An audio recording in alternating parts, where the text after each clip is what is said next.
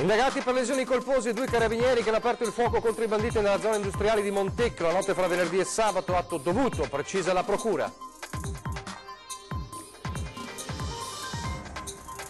Ieri sera prima visita ufficiale in Veneto da Presidente del Senato per Maria Elisabetta Casellati. A Padova l'incontro con le autorità, sarò sempre vicino al mio Veneto, dice.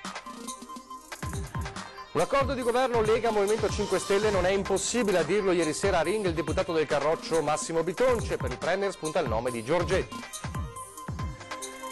Ieri sera il vertice decisivo a Villorba, accordo tra Lega e Gentilini, nasce la superlista con Zaia per sostenere il candidato del centrodestra Mario Conte nella corsa a Treviso 2018. Omicidio Lovisetto, la sentenza all'ex braccio destro di Felice Maniero Silvano Maritan, condannato a 14 anni di reclusione per aver ucciso il rivale in amore a San Donà. Il PM aveva chiesto 24 anni. Rogo di Refrontolo, mentre si attendono analisi di ARPAV su aree e terreno, continuano le indagini per stabilire le cause dell'incendio. Il titolare: bisogna ripartire. Le rubano le chiavi di casa mentre sta cantando con il coro in chiesa a Treviso e svaligiano il suo appartamento, 25.000 euro spariti, l'appello della vittima del furto, fate sempre attenzione. 7.000 cristiani di rito russo ortodosso nella città metropolitana di Venezia non hanno un posto dove pregare. Dopo gli inutili appelli al comune è partita la raccolta fondi per comprare una chiesa in terraferma. Telespettatori di Antenna 3, buongiorno e ben trovati. La prima edizione dei nostri telegiornali e subito la cronaca in primo piano. Torniamo a parlare della sparatoria avvenuta nella zona industriale di Montecchio, lo ricorderete, una sparatoria tra carabinieri e banditi in fuga. Adesso i 2 militari dell'Arma sono indagati per lesioni colpose. Ricorderete, uno dei banditi è rimasto ferito ed è tuttora in ospedale. Ci racconta gli sviluppi di quanto sta accadendo Carlo Inghilleri in diretta telefonica per noi da Vicenza. Buongiorno a tutti i telespettatori da Montecchio Maggiore. Gli spari all'auto in fuga, sono stati indagati 2 carabinieri, 2 appuntati del radiomobile di Valdagno che nella notte tra venerdì e sabato hanno sparato a un'auto che non si era fermata all'alto, ferendo gravemente uno degli occupanti. Saranno indagati dalla procura per lesioni colpose. Un atto dovuto, precisano gli inquirenti, per consentire ai carabinieri di prendere parte a tutti gli atti delle indagini e quindi potersi difendere. Anche il ferito, un giovane foggiano, sarà indagato con l'accusa di furto. La dinamica dell'accaduto è ancora da chiarire per molti aspetti, a partire dal fatto se i fuggitivi abbiano o meno esploso colpi di arma da fuoco in direzione della pattuglia appunto dei militari. Insomma, per ora la notizia però della giornata è questa. Dopo gli spari all'auto in fuga da parte dei carabinieri che avevano ferito anche uno dei presunti ladri, adesso appunto i 2 militari, i 2 carabinieri sono indagati. Per il momento da Montecchio è tutto, restituisco la linea allo studio. Grazie a Carlo Inghilleri. Adesso la politica, apriamo la pagina politica e partiamo ovviamente dalla visita ieri sera a Padova, nella sua Padova, per incontrare le autorità, sindaco in primis ma non solo, del neo presidente del Senato Maria Elisabetta Casellati. Inutile dire che sono emozionata perché questo riconoscimento che mi è stato attribuito è una cosa grande. Questa mattina mi sono alzata e mi sono detta se avevo sognato, perché questo è davvero la realizzazione di un sogno. Emozionata Maria Elisabetta Alberti Casellati ieri ha incontrato a Palazzo Moroni il sindaco Giordani, numerose istituzioni e di giornalisti. Il suo arrivo alle 19:30 è stato accolto da una folla di gente elegantissima accanto al nipotino. Le sue prime parole: sarò un ponte per la mia città e per il Veneto. Sempre vicino alla mia città, io sono vissuta qui, è il mio territorio, il mio percorso politico l'ho fatto in questa meravigliosa città e io ci sono oggi, ci sono stata ieri, ci sarò domani, non dubitate. Oggi, ha detto, sono qui a festeggiare la mia nomina con voi, insieme a tutta la gente di Padova. Un incarico denso di responsabilità, ha aggiunto la neopresidente, in un momento difficile per il Paese. Un momento non facile, io sono ottimista perché ho avuto una elezione a larghissima maggioranza, il che significa che se con pazienza e determinazione noi riusciremo a metterci tutti assieme ad un tavolo, potremo iniziare bene questa legislatura. Anche qui bisogna crederci. L'abbraccio poi colmo di emozioni con il vescovo di Padova, Claudio Cipolla. La Casellati ha chiesto di ricordarla nelle sue preghiere per sostenerla in questo nuovo incarico. Più o meno alla stessa ora, nello stesso momento in cui Maria Elisabetta Casellati incontrava le autorità a Padova, a Treviso, meglio a Villorba, c'era un importante vertice al K3, al quartier generale della Lega Nord. Parliamo di un vertice per le elezioni amministrative, per la corsa a Treviso 2018, si è concretizzato l'accordo che era nell'area ormai da giorni, con un Gentilini che ritorna, diciamo, a riabbracciare la Lega e quindi sosterrà Mario Conte come candidato sindaco di Treviso nel maggio 2018 e si forma così la superlista con Zaia. Adesso arriva il candidato sindaco e vi racconterà. Nessuna dichiarazione? No, parla Conte, grazie, parla Conte. No comment, no comment. Bocche cucite, da Gobbo a Zaia nessuno parla, al termine della riunione fiume nel quartier generale del Carroccio al K3. Presenti i vertici del partito, i fedelissimi di Giancarlo Gentilini. Nessuna anticipazione sull'esito dell'incontro che dopo settimane di dichiarazioni e messaggi a distanza puntava a riavvicinare lo sceriffo alla Lega per correre uniti alle amministrative di fine maggio. Cosa si siano detti in quelle ore di faccia a faccia solo chi era presente lo sa, e quando ormai si è fatta sera sono solo i due protagonisti, Conte e Gentilini, a rilasciare dichiarazioni e ad ufficializzare l'accordo. Insieme si lavorerà per riconquistare Cassugana. In piena battaglia per buttare al macero la dittatura bolscevica e della sinistra. Ma la vediamo sorridente? Certo, perché tutte le cose che riescono... È riuscita anche questa. C'è stato un bel confronto, ci sono stati anche dei chiarimenti, quindi tutto bene. Da oggi si comincia una campagna elettorale con un centrodestra totalmente unito.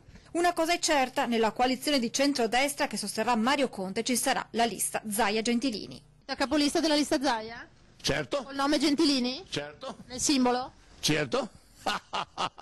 Aderiranno alla lista Zaia e come con tutte le altre liste che hanno già aderito al nostro progetto. Al momento, specifica Conte, non è stata ancora definita alcuna eventuale spartizione di incarichi all'interno di una futura giunta, come non sono stati indicati i nomi di coloro che andranno a formare la lista Zaia-Gentilini. Ovviamente anche il governatore Luca Zaia e il segretario provinciale Dimitri Coin dovrà avallare i nomi che aderiranno a questa lista, ma questo è l'ultimo dei nostri problemi. Accordo dunque, e tornando alla politica nazionale, quanto è possibile un accordo Lega-Movimento 5 Stelle? A sentir parlare un esponente importante del Carroccio come l'onorevole Massimo Bitonci non è una ipotesi impossibile. L'ha detto ieri sera a Ring, il talk show del lunedì, la politica alle corde, e già si vocifera il nome del Premier che metterebbe tutti d'accordo, ovvero Giancarlo Giorgetti. Sentiamo le dichiarazioni di Bitonci. Io non vedo impossibile una alleanza, come è stato detto e ripetuto prima, tra la Lega e il Movimento 5 Stelle. Sarebbe opportuno per la Lega mollare Forza Italia al suo destino, stare con chi ci sta, per esempio la Meloni, e chiudere con i 5 Stelle? Sinceramente non vedo come la Lega possa mollare Forza Italia, però esistono anche i governi fatti magari... sempre ipotesi, no, della Lega e da Movimento 5 Stelle, e esiste l'appoggio esterno. Sì, però non ha detto un governo di centrodestra con l'astensione per esempio del Movimento 5 Stelle su alcuni temi o il sostegno su alcuni temi, ha detto un governo Lega 5 Stelle lei, Io penso che alla fine, vedete che alla fine si andrà verso un'ipotesi di questo tipo, perché nel momento in cui Matteo Salvini ripete anche questa sera che è pronto a verificare la possibilità che ci sia la terza persona, è una grande apertura nei confronti del Movimento 5 Stelle. Giancarlo Giorgetti io lo conosco da tanti anni, è stato presidente della Commissione Bilancio per tanti anni, insomma era il braccio destro quando c'era Bossi, lo è stato con Maroni e adesso con Salvini, ed è un grande potrebbe essere il premio, è un grande tessitore, e quello che dice Marco Bonet in realtà è quello che filtra negli ambienti parlamentari. E piacerebbe ai 5 Stelle quindi Giorgetti? So che piace a tutti.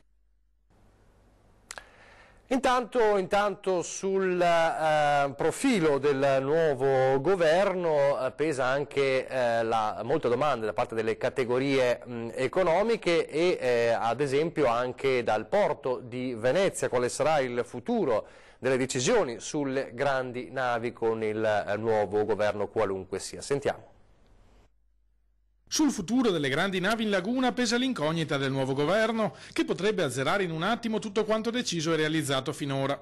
Dopo il comitatone di novembre, l'autorità portuale veneziana ha lavorato senza sosta per definire dal punto di vista progettuale le soluzioni individuate dal governo Gentiloni. Nuovo termine alla Marghera per le navi più grandi ed eventuale scavo del canale Vittorio Emanuele per permettere a quelle di stazza inferiore di arrivare alla marittima senza attraversare il canale della Giudecca. I passaggi amministrativi hanno dei tempi, hanno delle dinamiche, noi stiamo facendo tutta la parte cosiddetta endoprocedimentale seguendo quello che sono state le indicazioni del comitatone. A breve usciremo pubblicamente con i vari passaggi formali che ci vengono che verranno a essere realizzati a seguito appunto di quelle indicazioni. Tutto però potrebbe cambiare con un ipotetico esecutivo a guida 5 Stelle se i grillini dovessero mantenere la posizione espressa in campagna elettorale. Fermare tutti i progetti attualmente in corso, realizzare un nuovo studio sull'impatto ambientale della croceristica e impedire l'accesso alla laguna alle navi di maggiori dimensioni. C'è stato un lavoro di grande investimento da parte dello Stato nelle sue varie articolazioni, l'autorità di sistema portuale, il Comune, la Regione, il Comitatone. Sarebbe così controproducente rispetto all'economia dello Stato buttare via il bambino con l'acqua sporca. È chiaro che il nuovo governo ha piena potestà e piena facoltà di decidere, quindi io da buon amministratore pubblico mi sono a servizio del Paese e mi adeguo a quello che il governo deciderà. Chiudiamo la pagina politica adesso, torniamo alla la cronaca giudiziaria. Ieri abbiamo raccontato, parlando del delitto Lovisetto, San Donà di Piave, la richiesta del pubblico ministero per Silvano Maritan, accusato appunto dell'omicidio, era una richiesta a 24 anni, è arrivata poi più tardi la sentenza. Ci racconta allora come è andata Tiziana Bolognani in diretta telefonica. Sì, buongiorno da Venezia. Come avete detto da studio, dopo una Camera di Consiglio di 4 ore è arrivata ieri sera la sentenza della Corte d'Assise di Venezia per l'omicidio di Alessandro Lovisetto. L'unico imputato, Silvano Maritan, è stato condannato per omicidio volontario e porto abusivo di coltello alla pena di 14 anni e 4 mesi di reclusione contro i 24 anni chiesti dalla pubblica accusa. E dunque si conclude l'ennesima vicenda giudiziaria di cui si è reso protagonista Silvano Maritan, noto per i suoi trascorsi nella Mala del Brenta. Il 13 novembre 2017, al culmine di una lite scoppiata in pieno centro a San Donà di Piave, Maritan sferrò il pendente mortale alla gola che uccise Alessandro Lovisetto. Sulle prime si disse per questioni di natura passionale. Successivamente le indagini dei carabinieri di San Donà fecero luce su questioni di natura economica, ovvero un prestito di 8.000 euro che Maritan avrebbe fatto all'ex fidanzata e che voleva vedere saldato quanto prima. Per questo i due avevano discusso settimane prima e per questo si erano dati appuntamento la sera del 13 novembre in piazza San Donà. Ma l'incontro non andò secondo le previsioni, dalle parole si passò ai fatti. Il difensore di Maritan ha cercato di dimostrare che il suo assistito reagì per legittima difesa, ma la Corte d'Assise non l'ha ritenuta approvata. Maritan è stata applicata anche la misura di sicurezza della libertà vigilata per 3 anni, dopo che avrà scontato la pena detentiva, e la condanna al pagamento di una provvisionale di 100.000 euro a ciascuno dei 3 figli della vittima. Da Venezia è tutto, a voi. Grazie Tiziana Bolognani. Dal delitto Lovisetto al delitto di Isabella Noventa, perché potrebbero andare di nuovo a processo i fratelli Deborah e Freddy Sorgato, che sono già in carcere per l'omicidio di Isabella Noventa. Le 2 armi infatti ritrovate nell'appartamento dell'ex compagno di Deborah avevano la matricola a brasa. Lenta e inesorabile la giustizia per i fratelli Sorgato, in carcere condannati per l'omicidio di Isabella Noventa, la segretaria di Albignasego, sparita e assassinata tra il 15 e il 16 gennaio 2016, potrebbero vedersi chiedere nuovamente conto dalla Procura. Il PM Giorgio Falcone ha infatti chiuso il filone d'inchiesta relativo alle 2 pistole, una Beretta e una Astra con 51 proiettili con le impronte di entrambi i fratelli, ritrovate nell'appartamento dell'ex compagno di Deborah, maresciallo dei Carabinieri attualmente in congedo. Come ne siano entrati in possesso e che uso ne abbiano fatto non è noto, ma secondo i RIS di Parma le armi hanno sparato. Intanto i fratelli restano in attesa del processo di appello. Adesso torniamo a parlare del devastante incendio di Refrontolo che ha distrutto completamente un'azienda di materie plastiche. Sono attesi in queste ore risultati più approfonditi di ARPAV su aria e soprattutto sui terreni. Come sappiamo, le raccomandazioni dell'ULSS fino a ieri era quello di tenere le porte chiuse, di lavare bene gli ortaggi. E mentre si continua a cercare anche la causa dell'incendio, per ora le piste restano tutte aperte, c'è anche il fronte della preoccupazione per i dipendenti dell'azienda, con un titolare che nonostante la rabbia e la disperazione dice dobbiamo subito ripartire. La Ovag Italia è un'azienda storica, Refrontolo, ben radicata nel territorio. Realizza prodotti in plexiglass destinati alle gelaterie. Pochi dipendenti ed un capannone di circa 1500 metri quadrati. Il dramma nelle parole del titolare Giorgio Vazzola. È una tragedia terribile e non sappiamo nemmeno da cosa è partito. È partito qui dagli uffici sicuramente, ma il resto non so niente. Terribile vedere l'azienda così. Sì, ma cosa devo fare? Mettermi a piangere se vuole? No. In questo momento bisogna essere forti. E bisogna rimboccarsi le maniche e si deve ricominciare per forza. Sì. La voce rotta dall'emozione quando ci dice bisogna ricominciare, ma i tempi saranno lunghi. L'area è sotto sequestro e solo dopo le indagini la zona dovrà essere bonificata. Sulle cause dell'incendio bisognerà attendere le indagini delle forze dell'ordine. Le porte e le finestre erano chiuse. Ogni ipotesi rimane aperta. Sul futuro nessuno si sbilancia. Molto probabilmente i dipendenti saranno messi in cassa integrazione. Poi si vedrà. Adesso una brevissima pausa pubblicitaria e torniamo ancora fra pochissimo con tante altre notizie.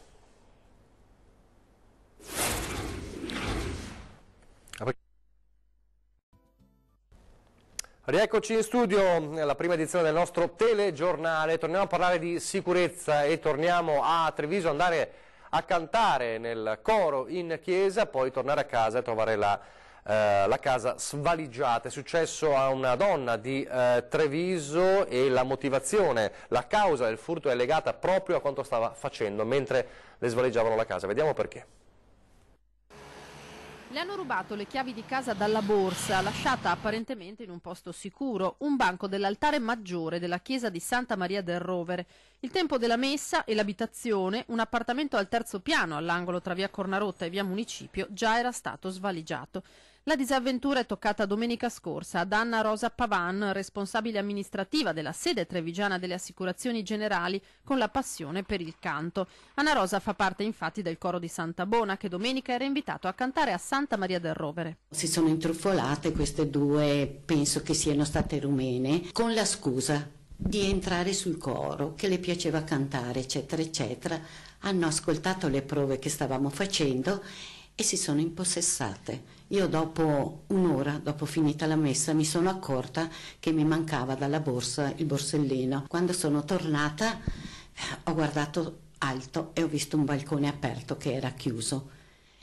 Non avevo tanto coraggio di entrare in casa e sono andata dai carabinieri e con loro siamo andati a casa. Dove ha fatto l'amara scoperta, spariti preziosi, argenteria e una pelliccia per un valore complessivo di circa 25.000 euro. La cosa più cara che mi hanno portato via è stato un orologio che da 40 anni che lavoro e c'era praticamente l'insegna e scritto. Quella è stata la cosa più brutta. Anna Rosa ha voluto raccontare il suo caso per mettere in guardia i tanti gruppi, ma anche i fedeli stessi, che si raduneranno nei giorni di festa. Attenzione all'escamotage usato da queste due donne sui 35-40 anni che avrebbero già agito con modalità simili in una scuola per interpreti. Io sono anche un po' di mestiere, pertanto queste cose le conosco abbastanza, però quando toccano del tuo praticamente ci resti veramente male.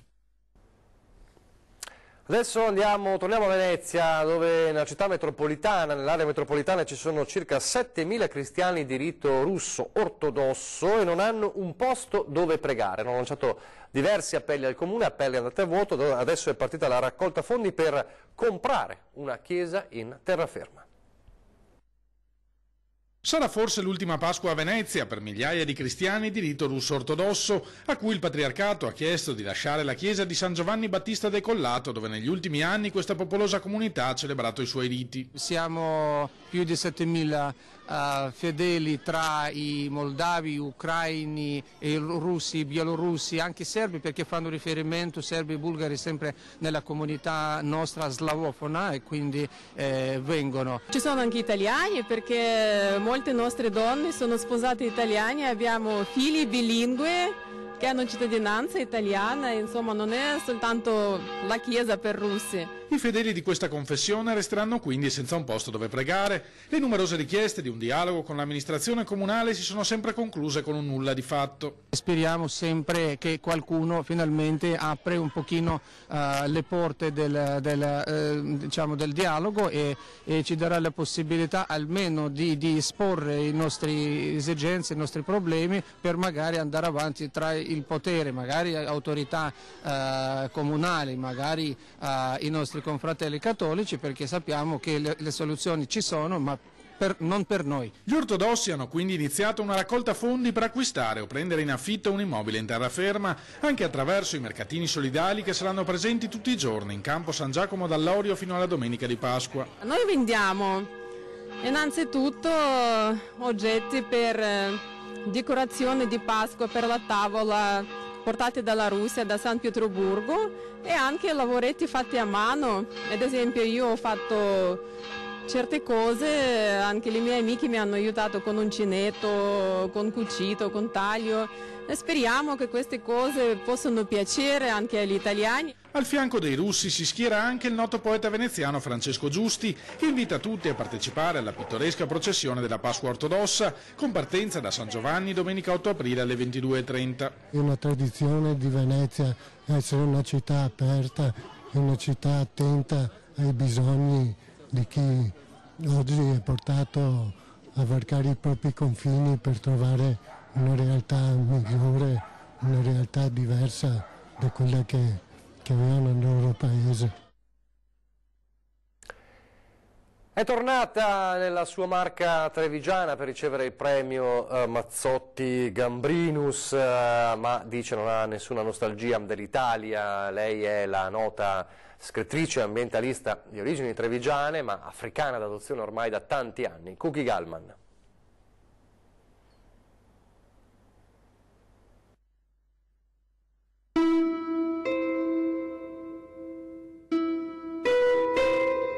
Mio padre viaggiava verso il deserto da quando io avevo circa 12-13 anni, e io ho seguito le sue orme in un certo modo, sono andata in un'altra Africa però. Quel rapporto così importante con il padre, l'alpinista ed esploratore Cino Boccazzi, che l'ha trasferito nel DNA il desiderio del viaggio come percorso interiore, anche quando è un viaggio di ritorno, nella sua marca trevigiana, nel suo Veneto, lasciato nel 1972 per innamorarsi dell'Africa e stabilire lì il suo traguardo. Cookie Gallman nei giorni scorsi proprio nella sua terra d'origine per ricevere a San Polo di Piave il premio honoris causa nell'ambito della 35esima edizione del premio Mazzotti Gambrinus. Grazie alla sua battaglia per la tutela dell'ecosistema del Kenya, dove la scrittrice ambientalista vive ormai da oltre 45 anni. La mia Africa è quella delle foreste, dei grandi spazi, ma anche degli animali che vive. È molto importante per me che il mio ambiente sia animato da esseri viventi della specie animale. Quegli animali per i quali ha più volte rischiato la vita, come l'ultimo attentato di quasi un anno fa, colpi di arma da fuoco esplosi dai pastori Pokot ai confini della riserva Conservancy All Eri Niro. 400 km quadrati nella contea di Laikipia, un'oasi di biodiversità e un polmone verde incontaminato in un'Africa sempre più cementificata. Momenti drammatici negli anni, come la perdita del marito Paolo nel 1980 e del giovane figlio Emanuele nel 1983. Momenti che non le hanno tolto la voglia di battersi, anche con libri come Sognavo l'Africa, Notte africane, Il colore del vento, Elefanti in giardino. A 75 anni tuttora una leonessa, come quelle che ha imparato ad amare in Kenya. Anche se dialetto e gusti culinari non sono dimenticati, nessuna nostalgia dell'Italia o di Treviso, ammette davanti alla platea. Il mio posto è lì, nella mia Africa. Siamo in chiusura, vi ricordo l'appuntamento con ore 13 fra pochissimo e poi la politica con 20 e 10 questa sera. Ospiti Giovanni Zorzi, segretario provinciale del Partito Democratico di Treviso, e Riccardo Barbisan, consigliere regionale della Lega Nord. È davvero tutto, vi lascio le previsioni del tempo, grazie per averci seguito, arrivederci.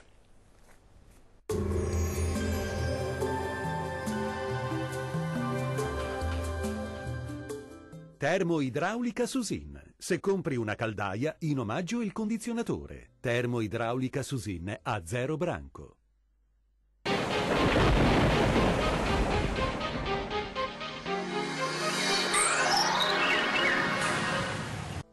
Tempo in prevalenza stabile sulle nostre regioni, tuttavia con qualche disturbo, specie sulle aree montuose. Vediamo insieme il dettaglio di martedì 27 marzo. Sul Veneto bel tempo, con ampio soleggiamento un po' ovunque. Il cielo si presenterà poco o parzialmente nuvoloso. Nel pomeriggio e in serata possibili piovaschi sparsi, specie sui rilievi. Temperature minime comprese tra 1 e 7 gradi, valori massimi invece in aumento compresi tra 12 e 16 gradi circa.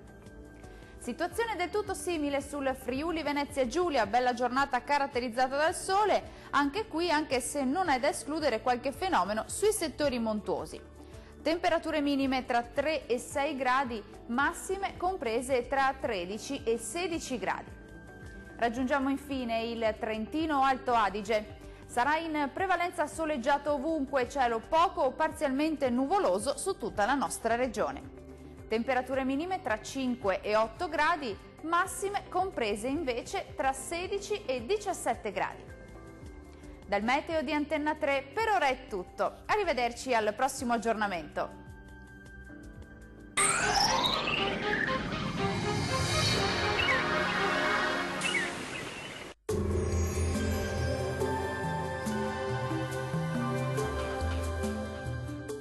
Termoidraulica Susin. Se compri una caldaia, in omaggio il condizionatore. Termoidraulica Susin a 0 branco.